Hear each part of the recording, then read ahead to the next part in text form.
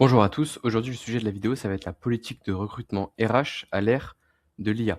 Le contexte de la vidéo, c'est pas une énième vidéo sur l'IA va remplacer les humains. Je sais que vous en avez marre de ce sujet, moi aussi, là je vais essayer d'apporter une vision différente, une nouvelle perspective et vous apporter de la valeur et surtout que ce soit concret. En tant que chef d'entreprise, qu'est-ce qui va changer concrètement? C'est pas une vidéo sur le processus de recrutement. Je vais pas vous expliquer où intégrer l'IA dans votre processus de recrutement. Là, on va faire le travail en amont. Pour le contexte, moi, j'externalise et je recrute en offshore à Madagascar notamment. Je recrute aussi en France. Et j'ai beaucoup d'entreprises qui viennent me voir. Lorsque je récolte le besoin et que je les qualifie, c'est vrai qu'on a ces discussions. Je vais toujours essayer de voir euh, est-ce que c'est le bon moment pour déléguer, les rediriger vers la bonne solution. C'est pour ça aussi que je fais cette vidéo. Le but, c'est de penser le recrutement différemment. Avant ça, petit moment de définition. Politique de recrutement RH, c'est quoi? C'est les règles et décisions qu'une entreprise utilise pour embaucher. Qu'est-ce que ça veut dire? C'est pourquoi et quand on recrute. Et une fois qu'on a défini ça, et d'ailleurs la question aussi sous-jacente, c'est est-ce qu'on recrute? Une fois qu'on a décidé de ça, on va se demander qui on recrute, comment on le recrute, le processus de recrutement, et à quel salaire. Donc on va se demander, est-ce que je recrute maintenant, plus tard? Est-ce que ce besoin justifie un CDI? Est-ce vraiment un besoin humain? Et en fait, la vraie question, avant de recruter, la question clé, c'est ce besoin doit-il être couvert par un humain ou par autre chose? Autre chose parce qu'il n'y a pas que l'IA. On va détailler ça par la suite. Le problème de départ, c'est que dans votre réflexe classique, en tant qu'entreprise traditionnelle, vous avez un besoin et vous vous dites, on recrute. C'est plus du tout cette question. Si vous voulez être compétitif aujourd'hui, vous ne pouvez plus traiter ça de cette manière, surtout si vous êtes en France et que vous avez des gros salaires avec des grosses charges. Pour les exemples, c'était trop de tickets en support, hop là, on recrute un mec au support client.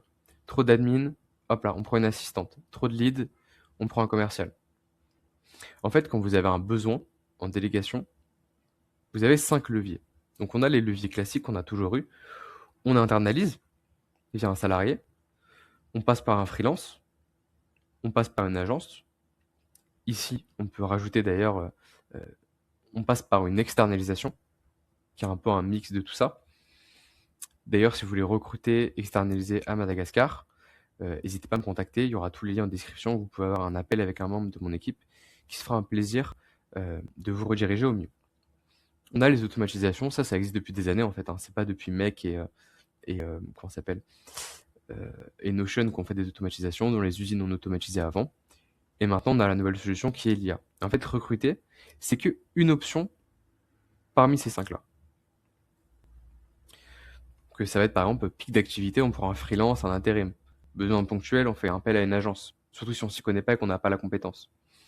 On a quelque chose de répétitif, automatisation. Tâche simple mais volumineuse, IA, une tâche critique sur le long terme, salarié. Donc qu'est-ce que l'IA change? Le but, c'est d'automatiser avant.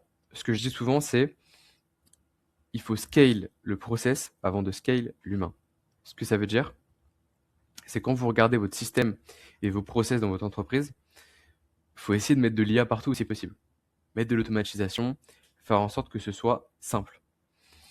Une fois que vous avez ça, et une fois seulement, vous mettez des humains s'il y a un besoin supplémentaire. Mais l'humain doit arriver le plus tard possible. L'humain ne doit pas combler une lacune de votre process ou de votre système d'entreprise. Ça, c'est super important. Mais du coup, l'humain, il va servir à quoi? L'humain, il sert pour la relation. La relation, c'est super important.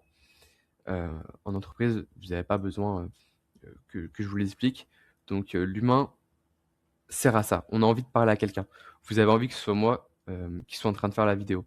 Ou pas d'ailleurs. Peut-être que vous aimez pas mon élocution ou quoi, mais je pense que si c'était un robot qui faisait la vidéo, ça vous plairait pas du tout. L'humain à quoi il sert aussi, c'est le jugement.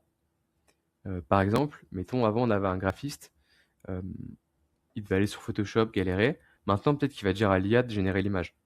Mais l'IA va lui en générer plusieurs. Il va devoir faire un choix entre toutes ces images et mettre un petit peu sa patte humaine et se dire quelle est la meilleure image. Donc pour le choix, le jugement, Et pour la responsabilité, c'est important de garder un humain qui va en fait être plus là pour piloter. Exemple, un CRM avec une automatisation qui se remplit automatiquement, des relances automatiques avant d'embaucher un commercial supplémentaire. Pour le support, essayez d'abord d'avoir un support IA. Logiquement, si vous avez une bonne FAQ, des bonnes TGV, un support IA qui répond aux questions de base, qui connaît tout le process de votre entreprise, 90% des tickets support des demandes, vous pouvez les traiter comme ça. Mais après, c'est vrai qu'il y a un moment où on a envie de parler à un humain. Quand on a un problème, qu'on appelle et que c'est un IA et que c'est une IA, des fois on en a marre. Il y a personne qui va répondre à notre problème. On a envie de parler à un humain à un moment. Mais l'humain arrive à la fin seulement. Il tranche, il arbitre, il décide. En exemple concret, les réponses email par IA, pourquoi pas. L'automatisation des reporting. Pour le tri des CV, pourquoi pas faire appel à de l'IA, puis de l'humain pour choisir par la suite pour les entretiens. Pour les conflits, forcément, quand on a un conflit entre 2 salariés,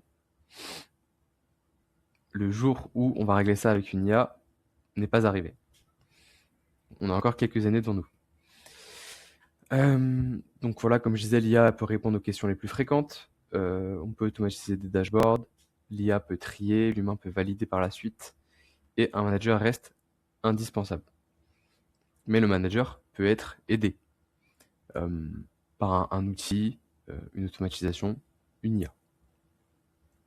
Et des bons process. Une petite grille mentale simple que j'ai créée. Si c'est répétitif, automatisation ou IA. S'il y a de la décision ou de la relation, si c'est un sujet un peu touchy, on met de l'humain. Et en fait, souvent, ça va être un mix des deux. Voilà, là, je me répète un petit peu. On arrive à la fin de cette vidéo. De toute façon, il y avait vraiment un point principal que je voulais développer. La conclusion, une bonne politique RH aujourd'hui, c'est pas de bien recruter, mais c'est de savoir quand est-ce qu'il faut recruter ou pas. C'est vrai que des fois, il faut mettre de l'humain. Des fois, il faut mettre de l'IA, des process, etc. parce qu'on n'a pas besoin d'humain. Mais il faut pas vouloir mettre non plus que ça à tout bout de champ. Des fois, il faut un humain concrètement. Donc, il faut être subtil. Il faut savoir faire le choix entre les deux et ne pas être extrême dans ses décisions. Parce que souvent, ce qu'on a besoin, c'est un mix des deux.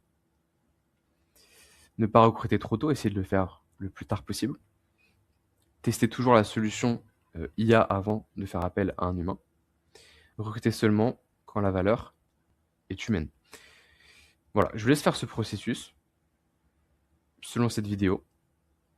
Si jamais, à la fin de cette vidéo, vous vous dites « Là, j'ai besoin de mettre un humain », nous, on recrute des profils qualifiés, compétents, qui ont de l'expérience, francophones, sans accent, qui sont extrêmement motivés, qui restent sur le long terme. Si vous voulez faire appel à nous, comme je vous disais, tout est en description. Je vous souhaite une excellente journée.